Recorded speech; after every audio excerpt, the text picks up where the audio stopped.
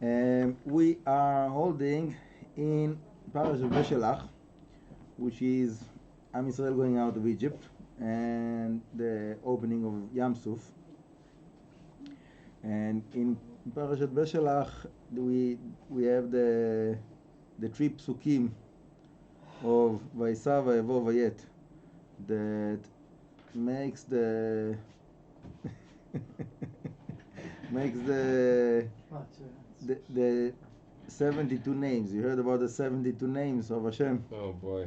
Yeah. Yes. So that's all in the Parashat Shavua.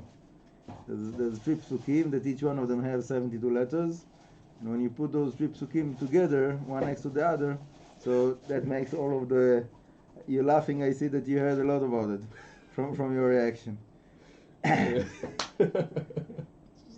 Yeah, maybe Maybe- enough. Enough of Uh-huh. me. So maybe it was the wrong from wrong sources. the wrong sources. Okay, I get the Grief. picture. Oh Yeah. my goodness. Yeah, so there is many people in the world. The reason that he is responding like that, probably you don't know that, but there is in the world like many people that they take that and they make that as if this is like all the Torah, this is all the Kabbalah. It's just that, just those 72 names. That's all what it's about.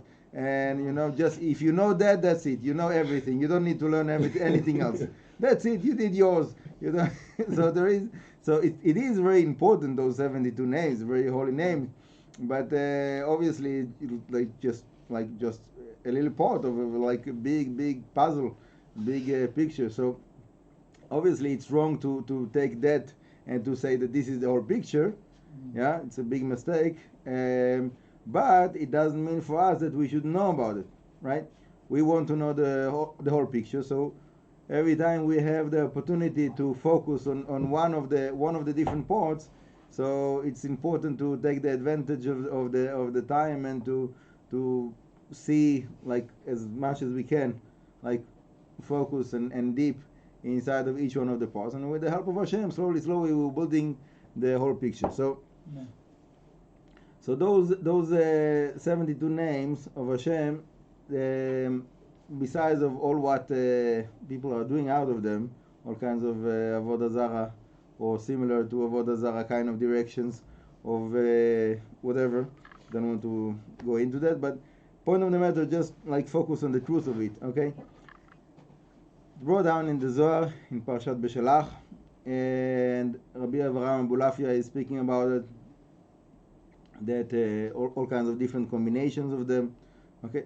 And there is many meditations that are involved with those 72 names. The Arizal spoke about to meditate on that in the second portion of the Kriyat Shema.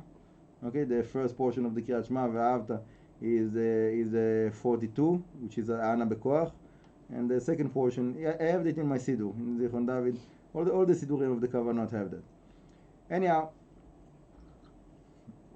the point of the matter is that this is the psukim that are describing the opening of the Yam Suf. Okay, when Hashem opened the Yam Suf and Am Israel went through Yam Suf and it was closed on the Egyptians. So obviously, like we say every time in Leila Seder, the going out of Egypt is not something. It's not like only historical event, also, but not only. It's also something that is happening for each one of us, right? So, for example, each one of you guys that wants to get married, Bezrat Hashem. So Chazal says that kasher zivugam kichriyat Yam Suf, right? It's hard to get the zivug, to get married, like splitting open the Yam Suf. And about Parnasa also, it says kasher parnasatan kichriyat Yam Suf. It's something that is like the idea, the principle of opening the Yam Suf is something that is reoccurring within a life of a person again and again. Okay, every time we have something that we need to go through, that we have something that we need to move from one stage to another. So to go through the barrier that is in front of us and to reach that next step that we want to achieve, in a way, this is the opening of Yam Suf. So, like those 72 names are part of those Sukkim of opening the Yam Suf for Am Israel. So also it is important for every growth from one level to another of a person. So I'm not saying that everybody have to focus only on that, right? Like some other places that are not so religious say, but it doesn't mean that people have to retreat from it and not to put any time and any meditation into that. So that's basically the reason that I and all the people that are dealing with printing Sidurim with meditations, putting those names there in the Kriyat Shema.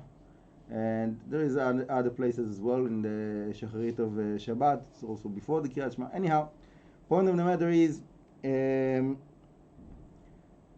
when we know what is the place of each one of those components of our spiritual being, our life, or the process that we are going through in our life, so then it makes it more meaningful to see how it happens. Yeah, it's similar to someone that he just let's say turns the switch in a car and the car drives. I mean, doesn't know anything about like how it works. So okay, fine, the fact that the car works, good enough. You can drive, fine. But someone that he knows like all the different parts of the engine and how it comes together and how each one is needed to fulfill its function, that everything will work together, that it will be able to drive. So then when it happens, so he can appreciate it much more, right? Lavdil elef avdalot. So the same thing in the spiritual, I call it spiritual mechanic or spiritual technology, that is the different components of our spiritual life. So one thing is that Baruch Hashem, everything is working and we are still able to function, right? But when you know how, like the meaning of each one of the components, and you understand how it comes together and how it is, each one is helping to move us into the next level. So then when it happens, you can appreciate much more. And that's also what happens in the Parashat Shavua afterwards. After Kriyat Yam Suf, Am Yisrael is saying the Shirat Hayam, right? And that's why we call this Shabbat Shira. That is that we are expressing our appreciation to Hashem that everything is working, everything fulfills its function.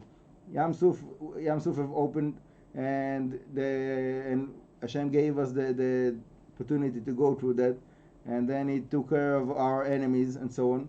So when a person sees in his life the way that Hashem is treating him, that everything is working and is going in a way and is getting to whatever he's got to, each one, obviously everybody wants more, but Baruch Hashem for what we have,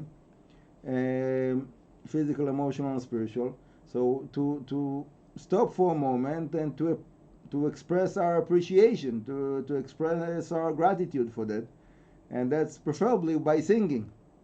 That's one of the things that we learn in Parashat Shavua, that Hashem appreciate the singing very much, right? The Torah goes in length to all of the words and all of the descriptions of how they were singing, and the Miriam, the prophet, were like playing, and all the women were like, obviously with the mechitza, dancing in